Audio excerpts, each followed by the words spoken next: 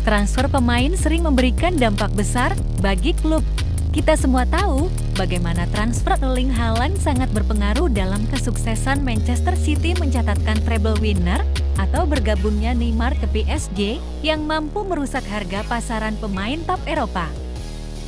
Namun, beberapa transfer nyatanya memiliki dampak yang lebih besar dari biasanya, bahkan kesepakatan itu dapat mengubah tatanan sepak bola. Salah satu contoh yang begitu berdampak pada persepak bolaan dunia, efek domino yang melahirkan banyak sejarah baru di masa depan. Lantas, bagaimana bisa seorang pemain mempunyai dampak sebesar itu?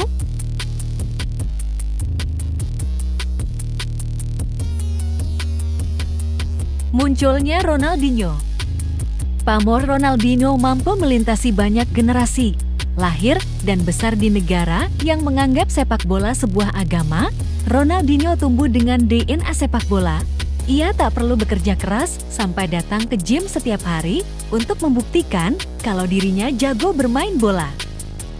Paris Saint-Germain jadi klub Eropa pertama baginya, meski baru pertama kali, Ronaldinho tak canggung. Karena niatnya tulus hanya untuk memainkan sepak bola yang amat ia sukai.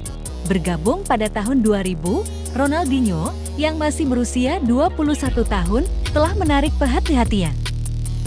Layaknya silat yang mempertontonkan keindahan dalam bela diri, Ronaldinho menunjukkan kalau sepak bola bukan hanya olahraga fisik, melainkan ada cara lain untuk menonjolkan sisi keindahannya.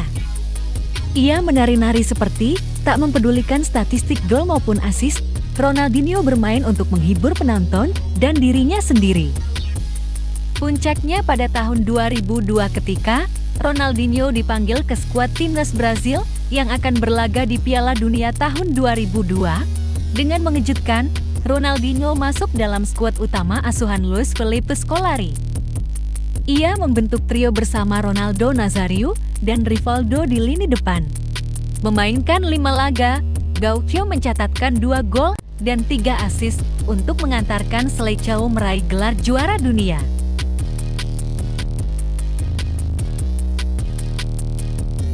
Batal gabung ke Manchester United. Penampilannya bersama timnas Brazil berhasil menyita perhatian. Ronaldinho langsung jadi komoditas panas di bursa transfer musim panas tahun 2003. Banyak klub top Eropa yang mengantri untuk mendapatkan tanda tangan Ronaldinho. Namun hanya ada 2 klub yang begitu serius menginginkannya, mereka adalah Manchester United dan Barcelona. Dengan dilatih Sir Alex Ferguson dan peluang meraih gelar yang lebih besar, United jadi opsi paling menarik saat itu karena Barca masih berusaha bangkit dari keterpurukan. Mereka sudah lama tak menjuarai La Liga. Akhirnya, Ronaldinho pun membuka negosiasi dengan pihak Manchester United terlebih dahulu. Singkat cerita, kesepakatan pribadi dengan sang pemain dan biaya transfer ke PSG sudah disepakati. United tampak sudah memenangkan perlombaan untuk mendapatkan salah satu talenta terbaik dari Brazil itu. Namun, langkah itu tiba-tiba digagalkan oleh Barcelona yang datang di menit-menit akhir. Wakil Presiden Barcelona yang baru, Sandro Rosell langsung menelpon Ronaldinho. Ia melakukan negosiasi yang cepat untuk menikung kesepakatan dengan United. Di sisa waktu yang ada, Ronaldinho memberitahu Fergie kalau dirinya lebih memilih Barca.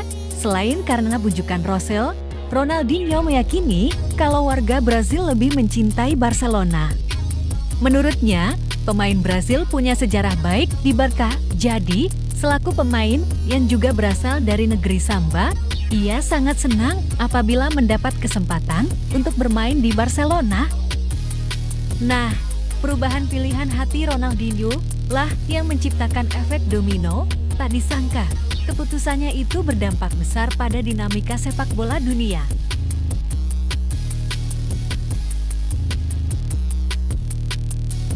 Munculnya Cristiano Ronaldo dan terjebaknya Kleberson. Ternyata Ronaldinho bukan satu-satunya alumni juara Piala Dunia tahun 2002 yang diincar Manchester United. Teman senegaranya, Kleberson juga jadi target United untuk menjadi pelapis Roy Keane. Kleberson yang mengetahui Ronaldinho akan segera bergabung MU pun segera menghubunginya. Ia bahkan sempat membujuk Kleberson untuk ikut bersamanya ke Manchester. "Kita akan ke Manchester bersama-sama," ujarnya. Mendengar itu, Kleberson pun makin semangat. Ia menyetujui kesepakatan itu agar bisa bermain bersama Ronaldinho di Old Trafford. Hanya saja, pada kenyataannya, Kleberson merasa tertipu dengan bujukan koleganya itu. Di akhir jendela transfer, Ronaldinho justru bergabung dengan Barcelona. Makin sialnya lagi, Kleberson sulit beradaptasi di Manchester. Ia terkendala bahasa karena tak cakap berbahasa Inggris.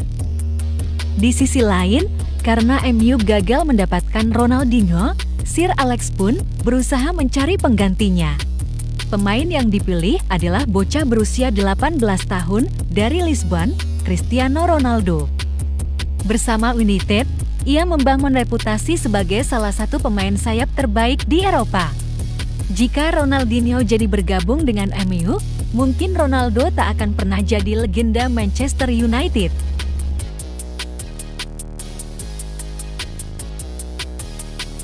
Jadi kebangkitan Barcelona. Ketika Kleberson tak bernasib bujur di Manchester United, Ronaldinho justru sebaliknya. Setelah bergabung dengan Barcelona, namanya kian mendunia. Ia jadi bagian penting di skuad asuhan Frank Rijkaard. Bersama Andres Iniesta, Xavi Hernandez, dan Carles Puyol, Ronaldinho membantu Barcelona untuk bangkit. Didatangkan dengan biaya sekitar 30 juta euro, Ronaldinho memberikan dampak yang signifikan di lini serang La Blaugrana. Sebelum kedatangannya, La Blaugrana hanya finish di urutan ke-6 dan gagal mengamankan satu tiket ke Liga Champions. Namun, setelah ada Ronaldinho, King Barca langsung melesat ke peringkat kedua musim tahun 2003-04, hanya kalah dari tim kejutan Valencia. Menurut rekannya di Barca, yakni Edmilson, ia bak seorang dewa yang mengubah nasib Barcelona. Sebelumnya, El Barca hanyalah klub yang tak memiliki motivasi lebih. Mereka bahkan dianggap bukan sebagai penantang gelar La Liga. Trofi Liga Spanyol terakhirnya didapat pada tahun 1998-99. Namun Ronaldinho merevitalisasi cara bermain Barca. Barcelona kembali tampil apik di musim kedua setelah kedatangan Ronaldinho. Barca bahkan mampu mengamankan gelar La Liga 2 musim berturut-turut, yakni pada tahun 2005 dan tahun 2006. Tak hanya itu, Ronaldinho juga membantu Barcelona menjuara Liga Champions tahun 2006. Bisa dibilang, Ronaldinho adalah fondasi identitas Barcelona di era modern.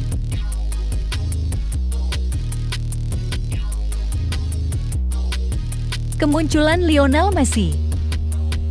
Bahkan jika ditelusuri lebih dalam, Ronaldinho lah yang berperan penting dalam kemunculan Lionel Messi di skuad utama Barcelona. Ronaldinho bahkan dikisahkan amat mengayomi Messi. Hubungan hangat tersebut menjalar ke lapangan. Ronaldinho adalah kreator gol pertama Messi di skuad senior Barcelona. Sebelumnya, tidak ada yang menyangka akan tercipta ratusan gol dan puluhan trofi untuk Barcelona dari pemain bertubuh mungil itu. Bayangkan, jika di pertandingan tersebut, Ronaldinho tak memberikan umpan ke Messi. Mungkin pelatih tak akan memberikan kepercayaan lebih kepada Messi, dan akhirnya kita tak akan pernah terhibur oleh skill-skill yang disajikan olehnya baik di level klub maupun tim nasional. Dan yang paling mengerikan adalah ketika semua itu tak dilakukan oleh Ronaldinho, bisa saja persepakbolaan dunia akan bernasib beda. Itu berarti kita tak akan pernah melihat persaingan paling seru sepanjang abad 21 antara dua pemain terbaik di dunia, yakni Cristiano Ronaldo dan Lionel Messi.